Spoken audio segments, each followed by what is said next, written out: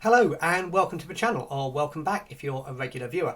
Now, one of the things that I'm often asked by mortgage brokers and financial advisors is how does SEO work? How does search engine optimization work? And in particular, what they want to know is how does Google decide which websites it's going to show in response to any particular search query, and how can they, as mortgage brokers or financial advisors, make sure that their website is one of the ones that comes up in those organic search results. Well, it's a huge topic, and it's one that I covered recently during one of the group coaching calls for the members of the Predictable Pipeline program. And so what I thought I'd do today is just share with you a short clip from the recording of that coaching call, so as you too can get to understand how Google decides which websites to show in its organic search results, and how that process is very similar to the way that you and I might decide which book to choose in a bookshop, in a library, or on Amazon.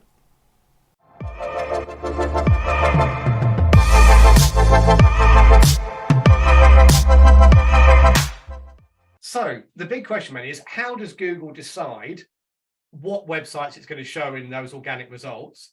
And because unless we know that, we don't know how we can try and change our website to make it more favorable to Google, because that's really what SEO is about. It's about doing things to our website so as when Google is deciding which websites to show me those organic results, it's going to pick your website over other people's. So to illustrate this, I'm going to ask you a totally separate question, nothing to do with SEO, nothing to do with with mortgages at all. This is to illustrate how Google decides which results to show for any given search query. So imagine that you have been invited by a really important client to go and play golf with them, right? And you've played a little bit of golf in the past. You know, you can sort of swing a golf club and not disgrace yourself entirely, but you haven't really done it for a long while. And crucially, you don't really know all the rules of golf, and you don't know the etiquette of what you do and don't do when you're on a golf course. So you're going onto Amazon, or you're going into a bookshop, or you're going to the library to try and find a book that will help you quickly learn what the rules of golf and the etiquette of golf are. And you come up with a choice of 3 books. First one is called Golf Rules and Etiquette for Dummies, and has a clearly golf-related picture on the front there.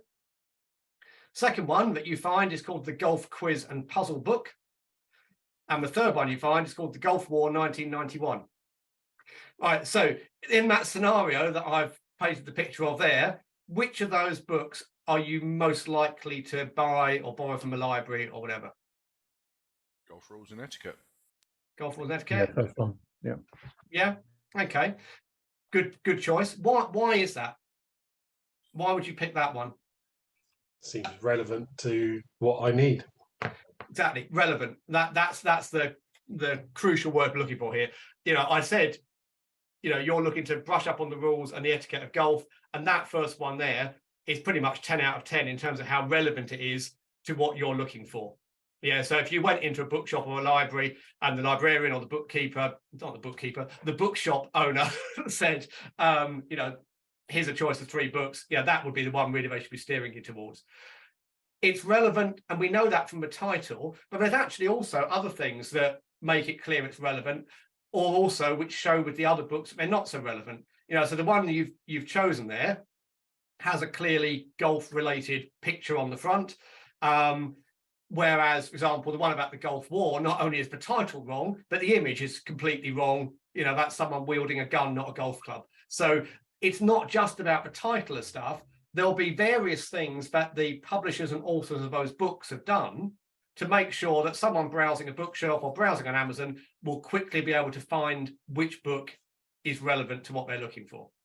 Do you see what I mean? You know, so it's not just the title, it's things like the picture, the blurb on the back, maybe the table of contents. All those things will give you a clue as to what that book is about. And when Google is looking at your website, it's looking for similar clues to determine what your website or what an individual page on your website is all about. Okay, and we'll talk more about that a bit later on, but I'm just trying to establish the actual kind of concept here at the moment, okay?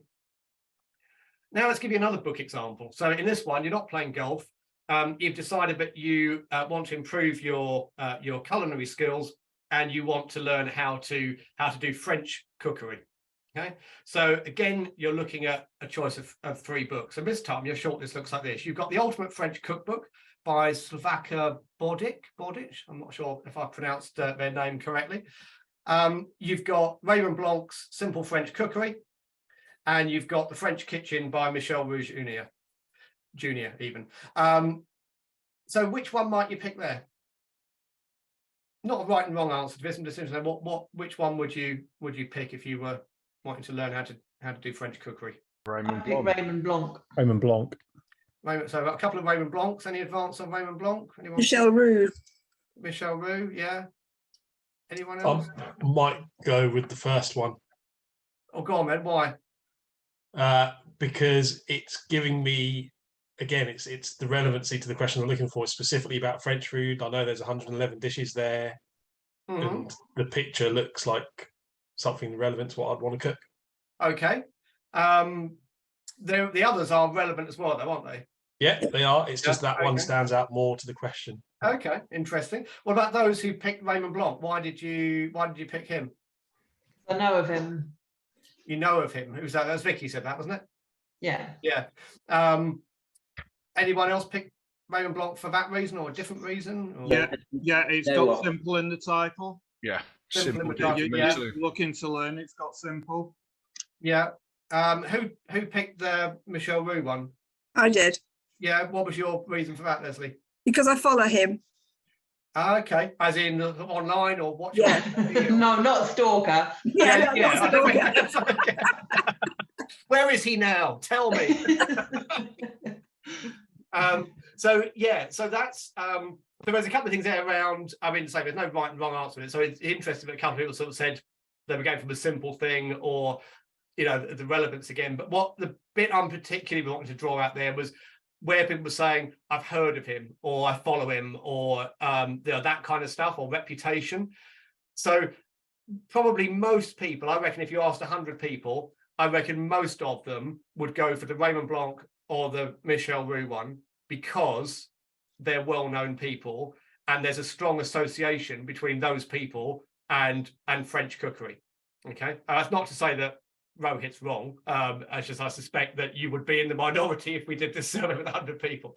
Also tighter. I think those books would be more expensive than the other one. You know what? I deliberately, because these were screenshots of Amazon, I deliberately didn't put prices on them. So because I didn't want people to be skewed by by price considerations or whatever. But yeah, Raymond Blanc and Michel Roux are well known. Slava Bodic. I did actually Google her just in case she was someone really famous that I hadn't heard of. She's got various cookery books, but then but they're all different nationalities, and she's not got a clear association with French cuisine like the other two have. So a lot of people will pick those two because of what we call basically authority and credibility. Raymond Blanc and Michel Roux have authority and credibility when it comes to French cookery because they've got famous restaurants, they've been on TV, as TV chefs or judges of competitions and all that kind of stuff. And again, the reason I'm talking about this in the context of SEO is this is another factor that Google takes into account. Google doesn't just look at how relevant a website is, it looks at how much authority and credibility it has, and it uses that as one of the factors in deciding what to show in those organic search results. Okay, so I always think with SEO, the book analogies work really well because we tend to ourselves, if we're picking a book, or we were looking to watch a documentary or something like that, we tend to use these same criteria ourselves when we're choosing something, but we do it kind of without thinking.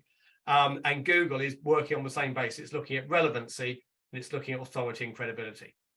Okay, so now we know what Google's looking for. We can move on to the bit about how do we engineer things so that we've got the best possible chance that Google will see our website as being both relevant and authoritative.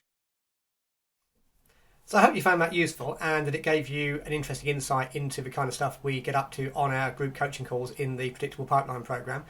As we heard there, in summary, what Google's looking for is for your website to be both relevant and for it to have authority and credibility. And in the rest of that group coaching call that you saw the clip from there, we actually went on to talk about what you can do as a mortgage advisor or financial advisor to make your website more relevant to the kind of searches you want to be found for on Google and to get that all-important increase in authority that is so important to the rankings. So if you want to know more about that and you'd like to see the full recording, then I'll put a link down below for details of how you can join the Predictable Pipeline program, because when you do, you'll get access to the recordings of of that call and all our past coaching calls covering a whole range of topics, all of which are designed to help you improve your marketing and get a predictable flow of leads and clients from your own website.